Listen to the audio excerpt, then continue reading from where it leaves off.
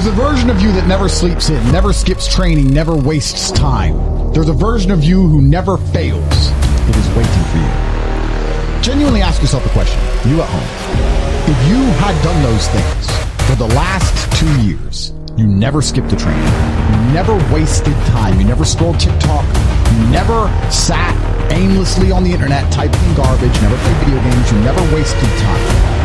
You never skipped training, you were training every single day. You never slept in, you were never lazy. There's this version of you. Imagine the person you would be. Genuinely imagine what you would look like. Imagine where you would live. Imagine the car you would drive. Imagine how much your woman would respect you. Imagine the love you would see in her eyes when she looks at you with adoration like a king. Imagine your existence. That person is waiting for you, and the only thing that's stopping you from being that person is your monumental laziness. You can have it. The universe is very giving. It will give you anything you work for. I've never seen somebody try for something with all of their might and not get it. The only people who do not have the things they want are the people who do not try for it. I've never seen a person wake up and say, my only dedication in life is to solve a Rubik's Cube and fail. You are not stupid. You are not incompetent. You are lazy and arrogant. It's extremely important you understand that that person is waiting for you, and you are declining that version of yourself. In the multiverse, in the many different versions of the universe that exist, there is a version of you that does those exact things, and he is a greater person than you can even fathom. You can transform yourself into that guy. You can be a top G. That's exactly what I did. I knew who I was going to have to end up being before I became that person. My brother and I are not from rich families. We were not from advantaged beginnings. But I knew I had to be a big, strong, fighting billionaire. That's what I knew I had to be. Discipline is the key to success. If you cannot force yourself to do something you don't want to do, how are you ever going to put yourself through the suffering required for greatness? If you cannot force yourself to train when you do not want to train, if you cannot force yourself to work when you don't want to work, if you can't force yourself to not log into Pornhub or force yourself to eat right, how can you possibly ever become a monumentally successful person if you cannot control yourself long enough to do what must be done as opposed to what you feel like doing?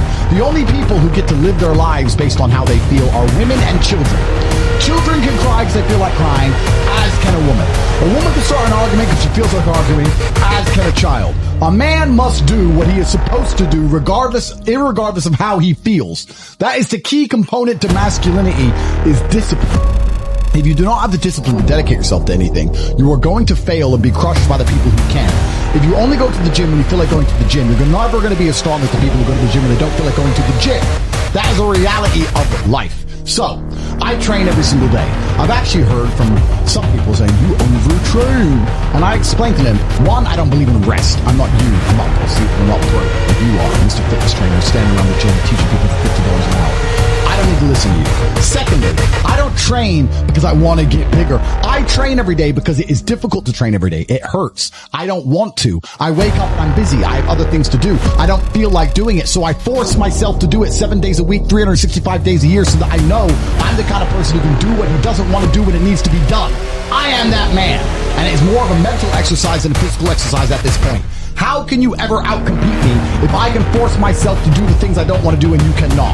Discipline is absolutely essential for success, and you need to get very comfortable and very used to the idea of understanding that on your path to greatness, there are going to be long periods of time where you hate what you are doing, where you are dissatisfied with the actions you must undertake, where you are tired, where you are stressed. That is why it is difficult. That is why most people won't make it.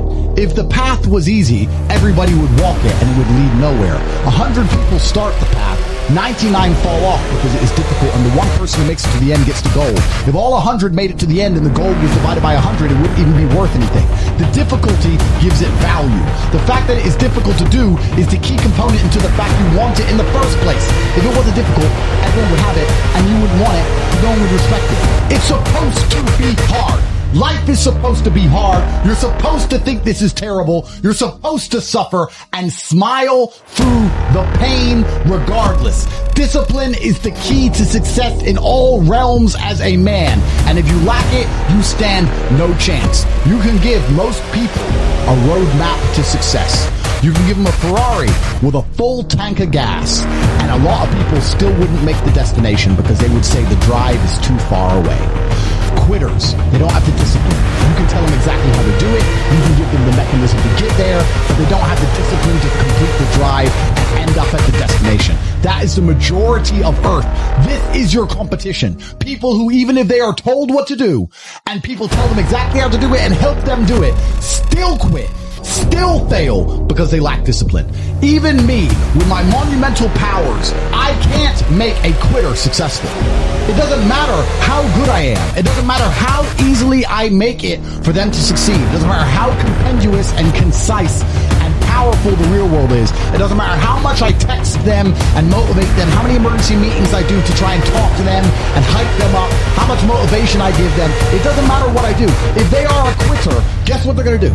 They're going to quit. No matter how simple the map is to read, no matter how fast the Ferrari is, somewhere along the drive, the sun's going to get in their eyes, and they're going to sit there and go, I don't like this, this is hard, and they're going to quit. Quitters are the number one type of people that nobody can help. If you're a quitter, I can't help you, life can't help you, God himself cannot help a quitter. So if you lack discipline, you lack the very basic building block to any type of success which exists on the planet. By every single metric which can be measured with science, you are going to stay a loser and a failure. The key is to keep training. If you train hard every single day, you don't have to worry about a little bit of vitamin C. It's true. If you don't train and you don't smoke, you're still going to be a pussy. Yes. The answer is always hard work. As soon as you are granted life, you are guaranteed death. What you do in between is up to you. You are all conscious. That could end tomorrow, that could end in 100 years. But the time between the beginning of your consciousness and the end of it is completely up to you. Training is never the wrong decision. If you're in jail, you should train. If you are free, you should train. If you are rich, you should train. If you are poor, you should train. If you smoke, you should train. If you don't smoke, you should train. If you drink, you should train. If you don't drink, you should train. You cannot escape that hard work is always the correct decision.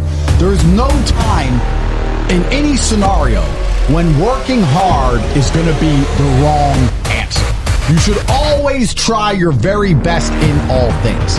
I will smoke 10 cigars a day and beat the shit out of you because I train harder than you can possibly fathom. Pain is an extremely important part of the equation. Pain is the elixir of success. When people say this bad thing happened to me and I'm suffering, I say good. It is pain which is required. It's one of the elements in the chemical reaction. And the chemical reaction requires 5 particular distinct compounds, and you have 4 and you're missing 1. It simply doesn't work. Pain for a man is one of the most important elements of becoming successful. Batman is Batman because they killed his parents. If they did not kill his parents, he would not be Batman. You're supposed to suffer. You're supposed to take that pain. The worst thing that can happen to you as a man is you live a life with no pain in it. To be born into a rich family and have a nice easy life and be given money, and you don't have to go to the gym, you don't have to train because you have bodyguards, and sit around like a fuck up. You're going to be miserable and unhappy and a drug addict buying prostitutes. You're only going to have women who adore you. You're only going to feel confident in yourself and feel happy when you've been through hell and come out the other side. The pain is required, and you'll often notice that people who are better than you are people who have suffered more than you have suffered. So, the person who is waiting for you, he requires your motivation. It also requires huge amounts of pain. So when bad things happen to you, do not sit at home and lament. Do not feel sorry for yourself. Instead, look in the mirror and say, thank you, God, for giving me one of the ingredients that is needed for the chemical concoction that is going to turn me into a superhero. Because pain is an extremely important one. In fact, it's one of the most important ones for a man. Everything is war. All of it. Sitting in the commute without losing your patience is war. Trying to find a way to escape your slave job is war. Keeping your wife happy and your children inspired is war. Training to become stronger than before is war. It is all war, and it cannot be avoided, and I'll tell you why it's war. Because war is 2 opposing sides trying to achieve the same goal. 2 opposing sides want the same land, or the same influence over X land. And the car you want, the Ferrari, you're not the only person who wants it. The reason it's so expensive is because others people want it. The girl you want, the beautiful woman, everyone wants her. It is war. It is competition. Everything about life as a man is war. It is conflict because you are competing against the other men who want it the same. Which is why discipline is such an important thing. Which is why you must take the pain and add it to the concoction to become as formidable as possible. Life is war. This idea that you can go through life as a man and avoid war is probably the biggest mistake that most men make, because it is impossible for you to achieve anything significant without war. Running a business is war. Running a hotel, running a restaurant, running an online company, it's war. Training is war. Life as a man is war. You need to wake up and view it exactly as what it is. Everything I want, other people want. Everything I desire, other men are trying to get. This is a war and I must outcompete them. That is the best possible mental model you can have. Even in jail, it was a war for who could stay most calm. A war who could control their mind the best. A war for who could suffer the least. That is war. I was surrounded by people who lost their minds and I refused. It was a battle and I was successful. Life in and of itself as a man is a never-ending struggle and a never-ending battle. It is the constant of the human condition. Evolution requires pain. While others complain that they do not feel happy enough, I'm happy I'm struggling. I don't want to be happy. I want to be great. This is the beauty of life as a man. You understand? I don't care. I'm happy to be struggling. I wanted to fight. You wanted to win. I wanted to fight. That's the difference. You're concerned with winning. I wanted to just fight. And we're fighting. That is the beauty of life as a man. To be great. If you concern yourself only with being happy, you are once again acting like a female or a child. Happiness is fleeting. It doesn't even matter if you're concerned only with the hedonism of happiness. You're going to drink alcohol and go to parties and go to festivals and take drugs. I want to be happy. Who cares? I want to be great. I want to be great all of the time. And let me ask you a question as a man at home, genuinely, truthfully. Would you rather be a loser who's always smiling, a happy loser, or would you rather be a stressed winner? Because I'll tell you something about winners. Most of them are stressed. We are stressed. We're stressed. Putin is stressed. Genghis Khan was stressed when his messenger turned up after a 4-week ride with updates from the battlefront of Iran. I'm sure he was stressed by what he read. Even if it was very good, even if it all looked fantastic, he started to feel stressed. Okay, well now maybe I need to go to Iran. How long is it going to take me to get there? Maybe we need to send more horses. Maybe we need to colonize Iran. He felt stress because the beauty of life as a man is to be great. So you have to sit here and ask yourself, do you want to be a happy loser that's insignificant? Nobody knows you exist. Women don't respect you. Men don't respect you. Nobody cares if you live or die, but you get to smile all the time. Or do you want to be one of the most important people on the planet with a little bit of stress? I am brilliant because I've decided to be brilliant. And if I have to sacrifice happiness to be brilliant, then that's fine. You know what the great thing about it is? You know it's amazing what God gives, how the whole world becomes full circle? If you stop caring about being happy and you start caring instead about being great, guess what you end up being? Great. Along with great. And you know what? Yeah. Happy. You end up happy if you forget about happiness and try to become great. You will never be successful if you're concerned about being happy, so forget about it. I like to consider myself a wise old man, and I'm trying my best to encourage and instigate a revolution amongst the youth where men take absolute self-accountability and they believe in themselves and they take responsibility for absolutely everything. As a man, you are most formidable if everything is your fault. If it rains outside and you get wet, that is still your fault. Can you control the rain? No. Could you have brought an umbrella? Yes. You need to blame yourself for all things, the good and the bad. And by doing this, you take absolute self-accountability, which allows you to build a mental model in which you will find solutions, 1. 2, avoid trouble, because you know that anything bad happens to you is your fault. And 3, be the most fearsome competitor possible, because we're living in a very competitive world nowadays amongst the elites. The people who understand that you're living inside of a fish tank are trying very hard to get out. And you have to make sure that you can outrun some of them if you want to escape. It's an age-old adage. If a bear is chasing a group of people, you do not have to be the fastest one. You just have to be faster than the slowest. The slowest person is going to die. So as long as you're ahead of the majority of people, you stand a very good chance of avoiding slavery. Being a powerful man isn't always about furious anger and instilling fear. As enemies attempt to attack your energy and lower your vibration, understand this. Power is untouchable. Power may notice, but it doesn't care.